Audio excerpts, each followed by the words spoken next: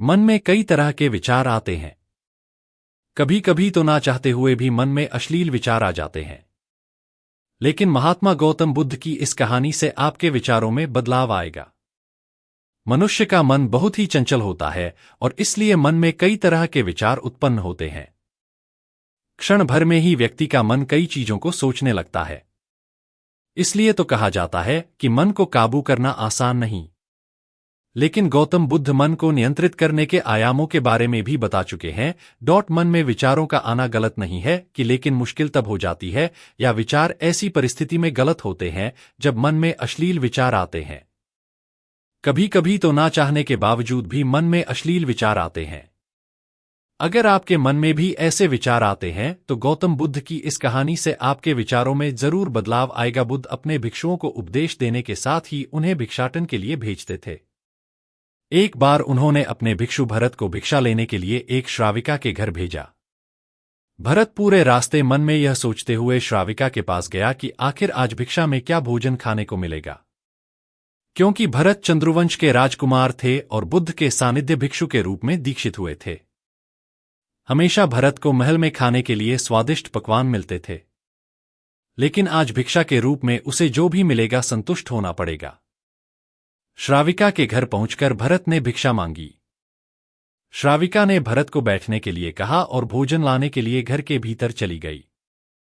इधर भरत फिर से अपने प्रिय भोजन के बारे में सोचने लगे और जैसे ही श्राविका भोजन लेकर आई तो भरत अचंभित रह गए। भरत ने देखा कि श्राविका ने उनके लिए उनके पसंदीदा पकवान परोसे हैं और अपने प्रिय भोजन को देखकर वह खुश हो गए। भोजन ग्रहण करते हुए भी भरत सोच रहे थे कि महल में तो उन्हें भोजन के बाद विश्राम करने की आदत है, लेकिन आज उन्हें भोजन के बाद वापस तेज धूप में चलकर आश्रम जाना होगा। लेकिन भोजन के बाद श्राविका ने भरत को कुछ समय के लिए विश्राम करने का आग्रह किया। भरत फिर से खुश हुए कि आखिर आज उनके मन की सारी इच्छाएं कैसी पूरी हो रही है। इसके बाद भरत कुछ देर विश्राम करने लगे, लेकिन विश्राम करते हुए भी लेटे-लेटे वह सोचने लगे कि आज तो मुझे भोजन के बाद विश्राम करने को मिल गया, लेकिन ऐसा रोज रोज नहीं होगा। जब भरत विश्राम के बाद उठे तो श्राविका ने कहा कि आप जब तक चाहे यहां ठहर सकते हैं।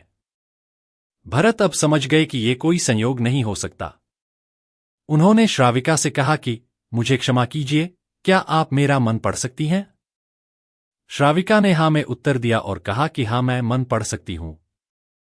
शुरू में यह कठिन था, लेकिन फिर मैंने स्वयं के मन विचारों को देखना शुरू किया।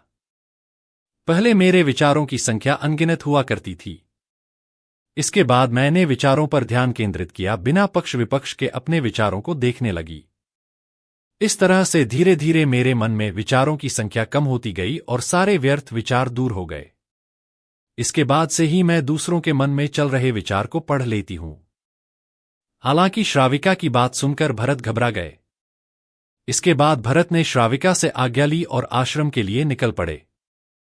रास्ते में भी भरत फिर से मन में आए विचारों का स्मरण करने लगे कि श्राविका के बारे में उसके मन में अश्लील विचार भी आए थे। श्राविका ने उसे भी जान लिया होगा, वह मेरे बारे में क्या सोचती होगी।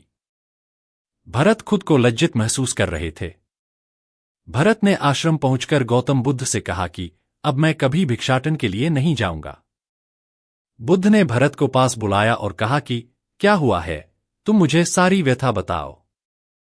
भरत ने सारी बातें बुद्ध को बताई। इसके बाद बुद्ध ने कहा कि अगले 1 हफ्ते तक तुम भिक्षाटन के लिए उसी श्राविका के घर पर जाओगे, लेकिन तुम्हें इस बात का ध्यान रखना होगा कि कल भिक्षाटन के लिए जाते हुए तुम अपने चित्त को पूरे होश में रखना।